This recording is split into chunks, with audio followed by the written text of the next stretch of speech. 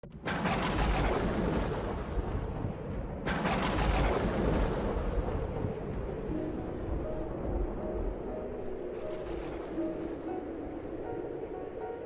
ce temps-là, Jésus disait, « Malheureux êtes-vous, scribes et pharisiens hypocrites, parce que vous ressemblez à des sépulcres blanchis à la chaux.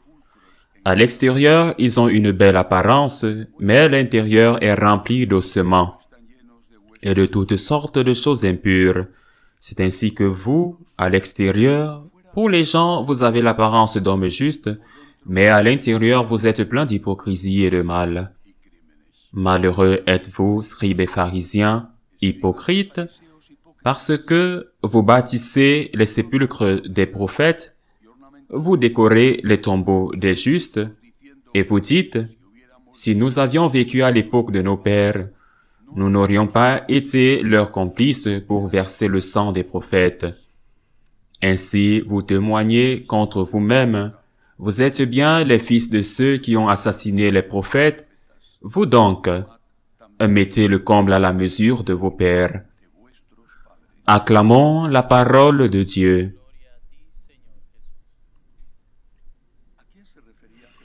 À qui Jésus fait-il référence lorsqu'il les critiquait et les condamnait si durement?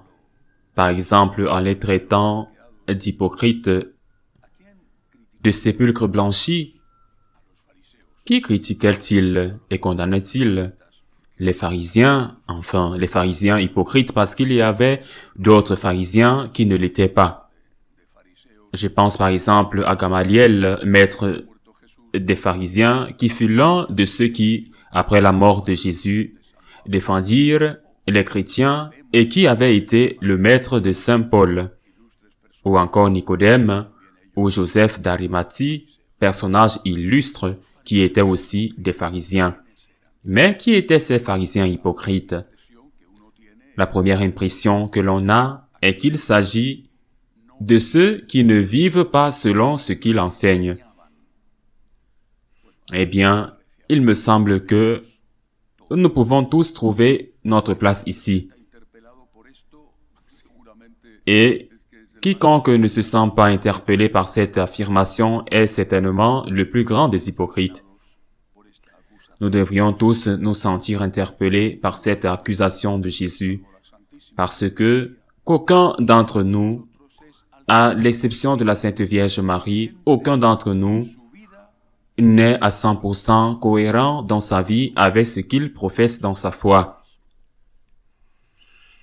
En d'autres termes, nous sommes des pécheurs. Le problème n'est pas d'être pécheur.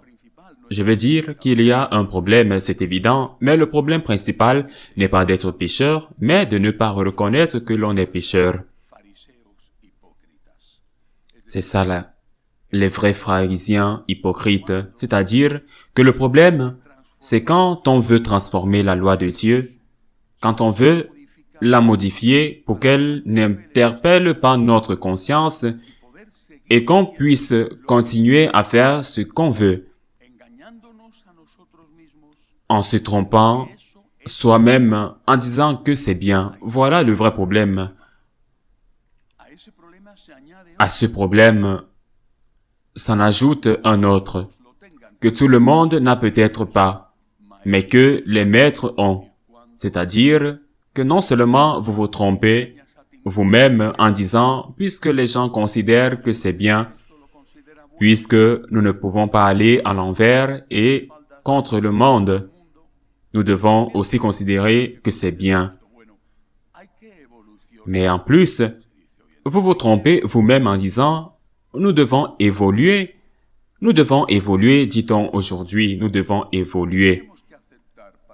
Qu'est-ce que cela signifie?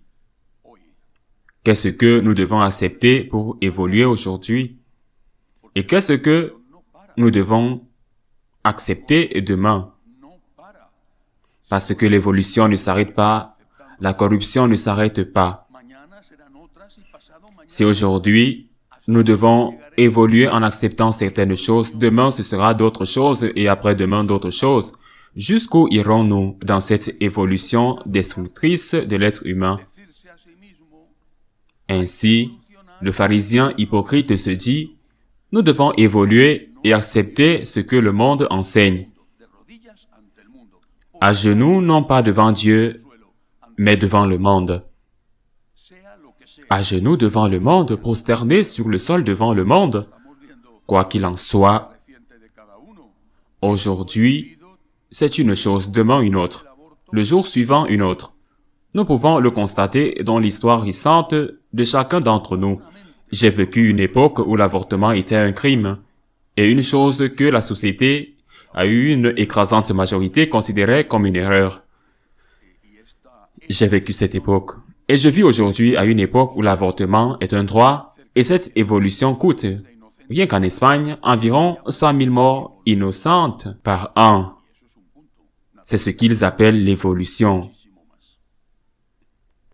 Et c'est un point, naturellement. Il y a beaucoup plus. Nous ne pouvons pas nous tromper nous-mêmes, ni nous tromper sur nous-mêmes. C'est pourquoi Jésus dit, et c'est très intéressant, que celui qu'il appelle les sépulcres blanchis dit, ils ont l'air bien à l'extérieur, mais à l'intérieur, ils ont plein d'os et de pourriture. Quelle est la bonne apparence aujourd'hui? La bonne apparence aujourd'hui, c'est devant le monde et devant l'Église.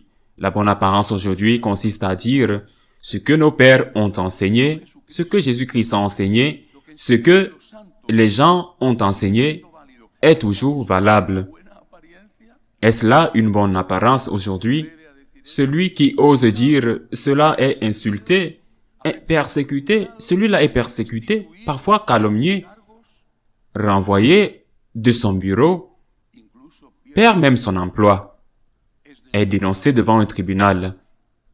Il ne me semble pas qu'aujourd'hui ce soit une conséquence d'avoir une bonne apparence que de défendre la doctrine de l'Église catholique telle qu'elle a toujours été.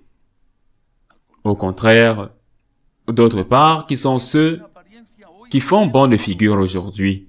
Ce sont ceux qui disent « Faites ce que vous voulez, Dieu est miséricordieux ». Combien cette manipulation de la miséricorde de Dieu me gêne. Faites ce que vous voulez, il n'y a pas de péché, ou du moins ceci qui vous dérange n'est pas un péché. Ce sont ceux qui font bonne figure, ce sont ceux qui sont applaudis, mais ce sont ceux qui ont dans leur os la saleté, la pourriture qui n'est pas seulement la leur, mais celle de tous ceux qui leur ont fait confiance innocemment ou parce que cela leur convenait. Dieu le sait, et qui se sont laissés entraîner par eux et en ont payé et en payent encore les conséquences. Que le Seigneur nous aide à toujours dire la vérité, sa vérité, qui est la seule et unique vérité. Ainsi soit-il.